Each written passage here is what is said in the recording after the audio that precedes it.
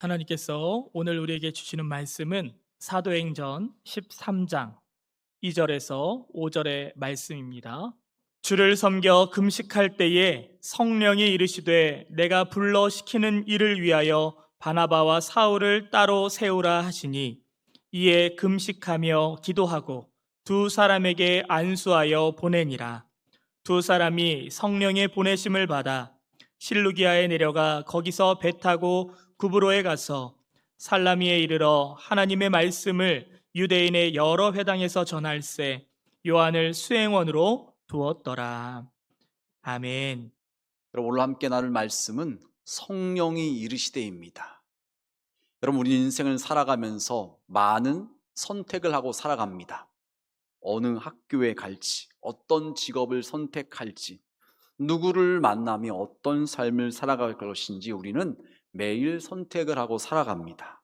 여러분, 그런데 우리 믿음의 사람에게 있어서 가장 중요한 것은 내가 무엇을 선택하고 결정하는 것보다 하나님께서 나에게 뭐라고 말씀하시는가, 그것이 더 중요한 줄 믿습니다.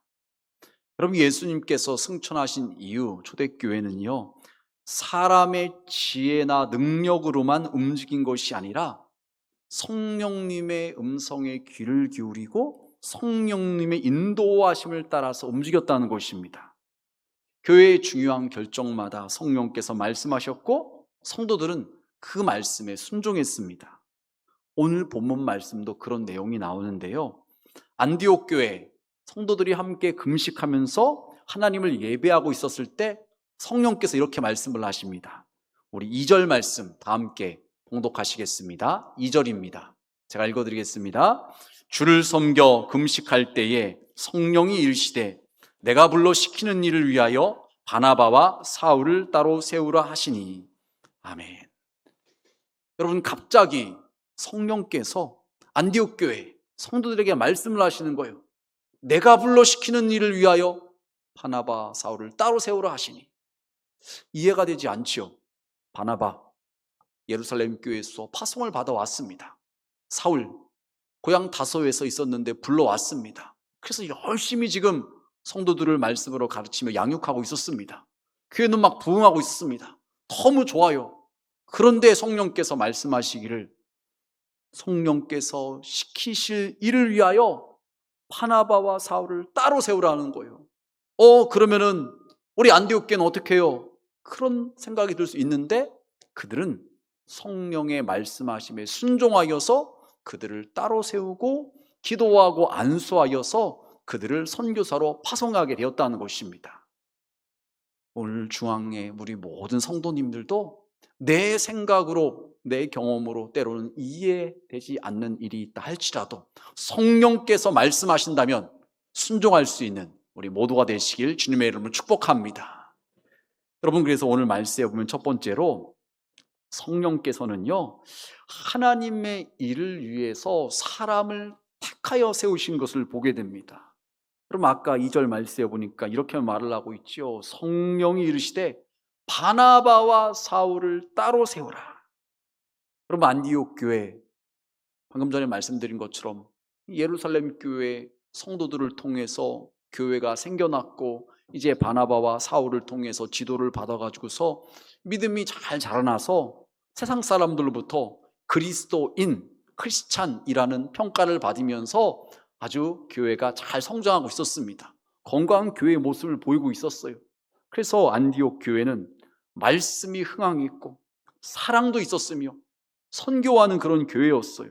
그런데 여러분, 하나님의 계획은 이것이 끝이 아니었어요. 하나님의 관심은 교회 안에만 있는 것이 아니라 교회 밖에 예수님을 믿지 않는 이들에게도 우리 하나님의 관심은 있었던 것이죠. 그래서 그들을 구원하시고자 지금 성령께서 바나바와 사울을 따로 세워서 그들을 선교사로 파송하게 하시는 것입니다. 여러분, 그래서 사진을 보시면은요, 이제 파송받은 바나바와 사울이 전도 여행을 출발을 합니다. 여러분, 제일 밑에는 예루살렘이 있죠. 위에는 수리아 안디옥이 있습니다. 안디옥이 두 곳입니다. 그래서 구분하기 위해서 수리아 안디옥, 또 왼편에는 비시디아 안디옥 이렇게 있는데 예루살렘 교회로부터 이제 생겨난 안디옥 교회, 그들이 교회가 부흥하고 나서 이제는 성령의 감동하심을 따라서 선교사를 파송해요. 그래서 바나바와 사울이 지금 지도에 있는 것처럼 살라미, 바보, 버가, 미시디의 안디옥, 또 이고니옥, 루스드라, 더베, 이런 지역에 가서 예수님을 전하고 많은 이들이 예수님을 믿고 교회가 생겨나게 되었습니다. 여러분, 그런데 이 바울과 바나바의 전도 여행을 생각해 볼 때 그들이 이렇게 하게 된 그 시작, 출발은 어떻게 가능하게 되었는가요? 그럼 아까 읽었던 2절 말씀처럼 성령이 이르시되 내가 불러 시키는 일을 위하여, 이렇게 말씀하고 있습니다. 바나바, 사울이 우리가 선교사로 가겠습니다, 이렇게 한 것이 아니었어요. 안디옥 교회 성도들이 우리 선교해야 됩니다, 이렇게 했던 것이 아니라 성령이 이르시되 내가 불러 시키는 일을 위하여라고 말씀하고 있습니다. 즉 하나님의 일은 성령께서 먼저 계획하시고 시작하시는 것입니다. 여러분, 그렇기 때문에 우리는요, 내가 선택한 것 같지만, 내가 결정한 것 같지만, 내가 헌신한 것 같지만 나에게 그런 마음을 품을 수 있도록 성령께서 우리의 마음을 감동하시고 우리 가운데 찾아오셔서 우리에게 그런 생각을 갖게 하셨다는 것입니다. 여러분, 모세도 그랬어요. 애굽에서 430년간 고통받고 있는 이스라엘 백성들을 본인이 자원해서 제가 가겠습니다, 제가 그 일을 하겠습니다, 그렇게 말했던 것이 아니죠. 호렙산 가시떨기 나무에 불이 붙어 있는데 거기 가봤는데 나무가 타지는 않아요. 음성이 들립니다. 내가 선 곳은 거룩한 곳이 내 발에서 신을 벗으라. 하나님의 음성이 들리면서 하나님께서 말씀하시기를 이스라엘 백성들을 네가 건져내라. 내가 바로에게 너를 보낼 테니 너는 그 일을 감당하라고 말씀을 하십니다. 모세 못한다고 그랬죠.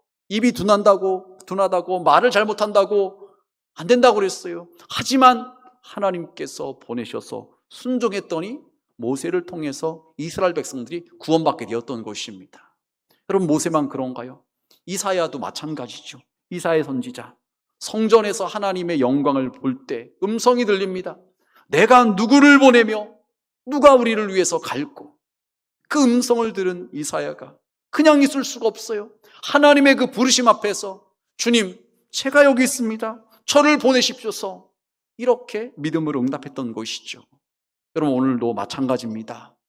우리 교회에서 섬기는 많은 분들이 계십니다. 찬양대로 섬기시고 또 교사로 섬기시고 또 안내위원, 방송실, 또 로페카, 카페에서 많은 곳에서 섬기는 분들이 계십니다. 여러분, 그 모든 직분자들, 봉사자들 사람이 세운 것 같지만 아니라는 것이죠. 결국 하나님께서 세우셨다는 것입니다. 여러분, 그래서 중요한 것은요, 하나님의 부르심인 것이에요. 여러분, 지금도 성령님께서는요, 사람을 찾고 계십니다. 주의 일을 맡길 사람을 찾고 계시는 것입니다. 누가 내 일을 할까? 네가 그 일을 해야 되지 않겠느냐? 네가 전도해야 되지 않겠느냐? 네가 봉사해야 되지 않겠느냐? 성령께서 우리에게 찾아오셔서 우리에게 그런 마음에 감동을 주시고 우리로 그 일을 감당하게 하시는 것입니다. 여러분, 찰스 스펄전 목사님이 이런 말을 했어요. 하나님은 완벽한 사람을 사용하시는 것이 아니라 자신을 맡기는 사람을 사용하신다. 완벽하지 못해도, 부족해도, 능력이 없어도 하나님은 그런 우리가 주님을 위해서 살겠다고 헌신하고 주님께 맡길 때 우리를 사용하신다는 것입니다. 여러분, 하나님께서 찾으시는 사람은요, 뛰어난 사람이 아니라 순종하는 사람인 것입니다.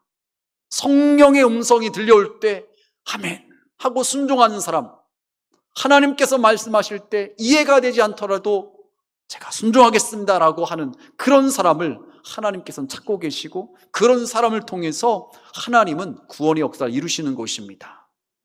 바로 예배에 오신 우리 중앙의 모든 성도님들, 성령께서 여러분에게 말씀하실 때 순종할 수 있는 우리 모두가 되시길 주님의 이름으로 축복합니다. 여러분, 두 번째로 오늘 말씀은요, 주님의 일에 우리가 끝까지 참여하는 자가 되어야 된다는 것이에요. 여러분, 바나바와 사울이 안디옥 교회에서 성도들의 기도를 받고서 파송을 받습니다. 그런데 그들만 그 선교 여정을 한 것이 아니라 말세에 보니까 거기 함께 동참한 사람의 이야기가 나와요. 우리 5절 말세에 보니까 이렇게 말을 해요. 살라미에 이르러 하나님의 말씀을 유대인의 여러 회당에서 전할세 요한을 수행원으로 두었더라. 요한이라는 사람이 수행원으로 함께 갑니다.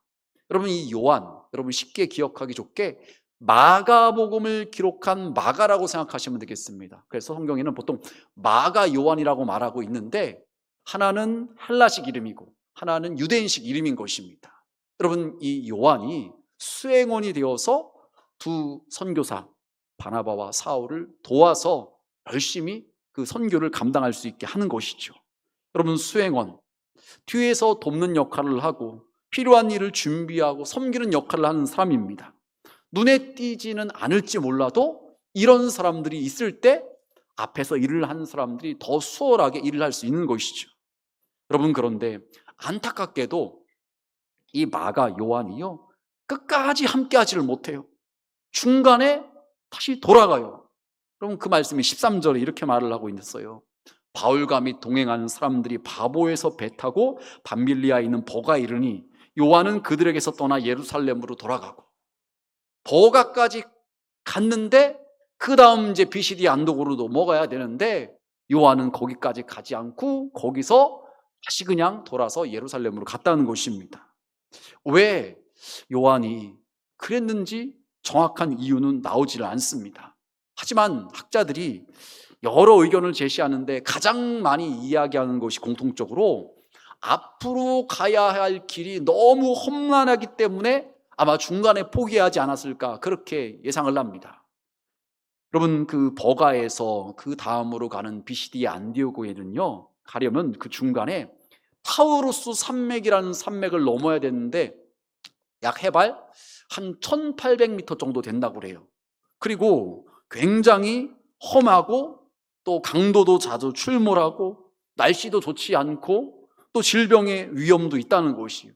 이러다 보니까 아마도 마가가 그것 때문에 두려워서 여기까지만 해야 되겠다, 못하겠다, 뭐 더 이상 안 해도 되지 않겠느냐, 이런 마음을 먹고 중간에 포기하고 돌아간 것이 아닌가, 그렇게 추정을 합니다.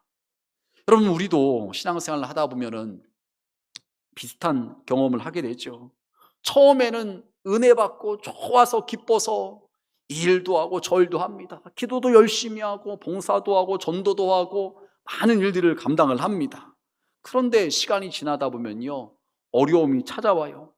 기도를 해도 응답도 더딘 것 같습니다. 어느 때는 사람들에게 오해도 받기도 합니다. 몸도 피곤해요. 마음도 지칩니다. 그때 우리의 마음에 이런 생각이 찾아오죠. 이쯤 하면 되지 않았을까?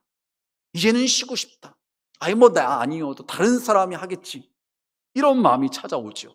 여러분, 그런데 하나님께서는 우리가 끝까지 충성하길 원하신다는 것이에요. 여러분, 믿음은 시작, 출발도 중요하지만 끝까지 감당하는 것이 더 중요한 것입니다. 여러분, 많은 사람들이 시작은 하는데 끝까지 충성하지 못하는 경우가 많이 있어요. 여러분, 마라톤으로 이야기를 한다면 출발선에 많은 사람들이 섭니다. 그런데 결승선을, 피니시 라인을 통과한 사람이 누구인가요? 포기하지 않고 끝까지 가는 사람이 결국에는 결승선을 통과할 수가 있는 것입니다. 여러분, 우리의 신앙생활도 마찬가지예요. 하나님은 화려하게 시작한 사람보다도요, 끝까지 묵묵하게 충성을 다하는 사람을 기뻐하시는 것입니다. 여러분, 이 마가 요한 어떻게 되었을까요? 그냥 그걸로 끝났을까요? 아니에요. 놀라운 것은요, 중간에 포기하고 돌아갔던 마가 요한이 다시 도전을 합니다. 그래서 바나바가 2차 전도 여행을 하려고 할 때 이 마가 요한을 함께 데리고 갑니다. 그런데 이 일로 인해서 문제가 생겨요. 사울이 반대를 하는 거예요. 뭐야? 그 요한을 데리고 간다고? 아니, 1차 때 갔다가 중간에 돌아오는 사람을 어떻게 믿을 수가 있어서 그 사람을 데리고 갔다 또 돌아오면 어떡해? 나는 함께 할 수 없어. 성경에 보니까 이 일로 인해서 바나바와 사울이 심히 다투었다라고 이야기를 하고 있습니다. 그래서 결국에는요, 바나바는 이 마가 요한을 데리고서 출발을 하고 이 사도 바울은 실라를 데리고서 다른 곳으로 갑니다. 서로 다른 방향으로 전도 여행을 하게 되는 것이죠. 여러분, 그런데 이걸로도 끝나는 것이 아니라 시간이 지난 다음에 이 사도 바울이 디모데에게 본인이 감옥에 있을 때 편지를 쓰면서 이렇게 말을 합니다. 우리 디모데후서 4장 11절 함께 읽으시겠습니다. 누가만 나와 함께 있느니라. 내가 올 때에 마가를 데리고 오라. 그가 나의 일에 유익하니라. 아멘. 여러분, 마가 요한이 변화되었어요. 이제는 주의 일에 유익한 사람이 되었어요. 그래서 사도 바울로부터도 인정을 받아서 디모데에게 하는 말이, 디모데야, 네가 올 때 너 혼자만 오지 말고 마가를 데리고 와라. 그가 나의 일에 유익하다. 이렇게 말할 정도로 우리 마가 요한이 변화되었다는 것입니다.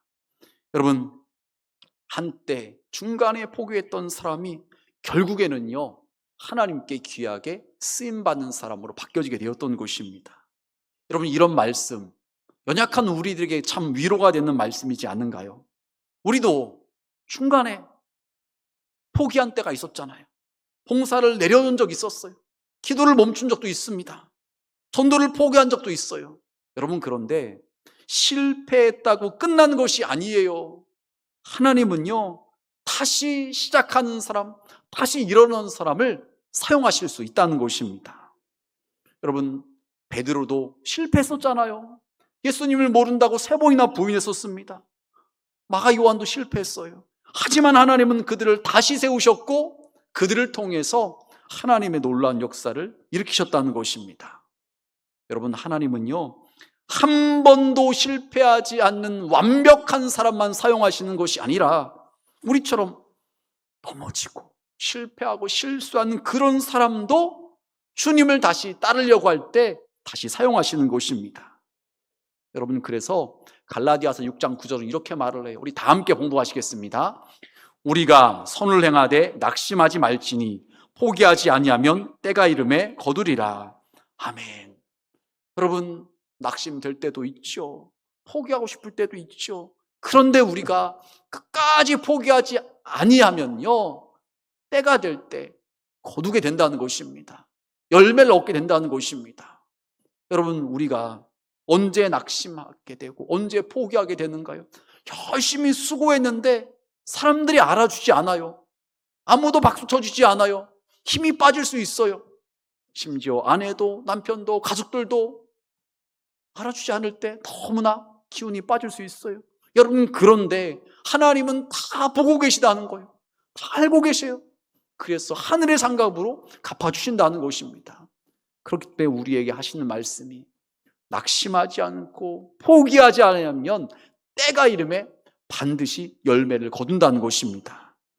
바로 예배에 오신 우리 중앙의 모든 성도님들은 하나님께서 여러분에게 맡기신 일이라면요, 중간에 포기하지 마시고 혹시라도 포기했다가도 다시 일어나셔서 끝까지 주님께서 맡기신 일을 감당할 수 있는 우리 모두가 되시길 주님의 이름으로 축복합니다.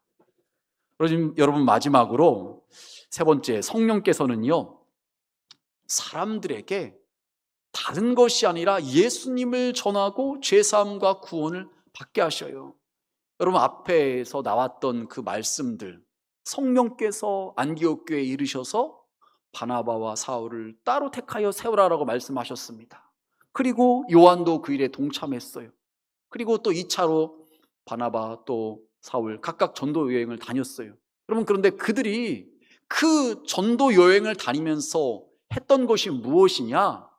바로 예수님을 전하고 예수님으로 말미암아 죄 사함 받고 구원받는 것을 이야기했다는 것이에요. 여러분, 그들이 여러 곳을 다녔는데 그들이 한 얘기가 성공하는 방법, 행복한 삶의 비결, 세상에서 잘 되는 법, 그런 것을 전하는 것이 아니라 늘 한결같이 전하는 것이 예수님의 십자가와 부활을 사람들에게 전했다는 것입니다. 여러분, 그래서 이 바울이 피시디의 안디옥 회당에서 설교를 할 때 이런 말을 해요. 23절 말씀에 보니까 하나님이 약속하신 대로 이 사람의 후손에서, 이 사람은 다윗을 말하는 것입니다. 다윗의 후손에서 이스라엘을 위하여 구주를 세우셨으니 곧 예수라. 회당이다 보니까 이미 하나님을 믿는 많은 사람들이 모여 있었습니다. 그들은 이미 구약 성경을 아는 사람들이기 때문에 메시아가 다윗의 후손을 통해서 온다는 것을 알고 있었어요. 그래서 그들에게 설명하는 것이, 여러분 알고 있죠? 아브라함에게 하나님께서 말씀하셨고, 다윗을 통해서도 말씀하셨고, 여러 선지자를 통해서 말씀하셨던 그 다윗의 후손 메시아, 그분이 곧 예수입니다. 이렇게 분명하게 사람들에게 예수님이 하나님의 아들 그리스도이심을 분명하게 전했다는 것이죠. 그리고 더 나아가서 무슨 얘기를 하느냐, 지금 38절에서 39절 말씀에 보니까 이렇게 말씀을 해요. 그러므로 형제들아, 너희가 알 것은 이 사람을 힘입어. 이 사람이 누구냐? 예수님을 말하고 있는 거예요. 예수님을 힘입어 죄사함을 너희에게 전한 이것이며, 또 모세의 율법으로 너희가 의롭다 하심을 얻지 못하던 모든 일에도 이 사람을 힘입어, 예수님을 말하고 있죠. 예수님을 힘입어 믿는 자마다 의롭다 하심을 얻는 이것이라. 여러분, 우리 스스로는요 죄를 해결할 수가 없죠. 착하게 산다고 죄가 없어지는 것이 아니에요. 많이 봉사한다고 죄가 사라지는 것이 아니에요. 더 나아가서 율법의 말씀들을 잘 지킨다고 구원을 얻는 것도 아니라는 것입니다. 오직 예수님의 십자가와 부활을 나를 위한 사건으로 인정하고 받아들일 때, 예수님을 믿을 때 내 죄가 사함받고 구원받을 수가 있는 것입니다. 여러분, 이것이 사람들이 잘 받아들이지 못하고 인정하지 않는 부분인 것 같아요. 사람들은 선행의식, 공로의식에 사로잡혀 있는 경우가 너무 많아요. 그래서 생각하기를, 나는 그래도 착하게 살아왔으니까, 나는 그래도 큰 죄 짓지 않고 살아왔으니까 나중에 좋은 데 가겠지, 이런 생각에 사로잡혀 있는 분들이 너무 많아요. 여러분, 그런데 성경은 말하기를 의인은 없나니 하나도 없다고 말씀하시며, 모든 사람이 죄를 범하였으며 하나님의 영광에 이르지 못하였다고 분명하게 말씀하고 있습니다. 우리는 내가 착한 사람이라고 생각하지만 우리의 모든 것을 다 보고 계시고 알고 계신 하나님 앞에서 우리는요 고개를 들 수 없는 죄인이라는 것이에요. 여러분, 그래서 성경에 말하기를 율법의 행위로는 의롭다함을 얻을 수 있는 자가 아무도 없다는 것입니다.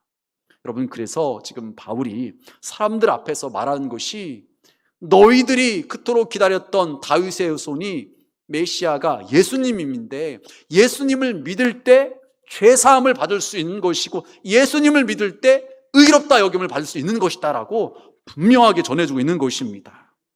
여러분, 이것을 누가 하게 하셨는가요? 성령께서 그 일을 하게 하셨다는 거예요. 성령께서 왜 바울과 바나바를 따로 택하여 세우게 하셨는가요? 왜 요한도 그 일에 동참하게 하셨는가요? 다른 거 말하라고 한 것이 아니라 예수님 전하라고 바로 그렇게 하게 하셨다는 것입니다. 여러분, 성령 충만한 사람은 누구를 드러낼까요? 예수님을 드러내게 되어 있습니다. 성령이 역사하신 교회는요 예수님을 높이게 되어 있는 것이에요. 여러분, 세상에서는 무엇을 얘기합니까? 대부분이 돈 얘기하잖아요. 성공 얘기하고, 어떻게 하면 좀 행복하게 살까, 그 얘기하잖아요. 그것 여러분 잘못된 것 아니에요. 다 중요하잖아요. 돈도 중요하고 성공도 중요하고 행복도 중요합니다. 여러분, 그런데 교회가 다른 무엇보다도 더 놓치지 말고 반드시 전해야 되는 것은 예수님이신 줄 여러분 믿으시길 바랍니다. 왜 그런가요? 예수님을 통해서 우리가 죄 사함 받고, 예수님을 통해서 구원받고, 예수님을 통해서 영생을 얻으며, 예수님으로 말미암아 절망이 소망으로 바뀌어지고, 예수님으로 인해서 우리의 인생이 복되게 바뀌어질 수 있기 때문에 그런 것이죠.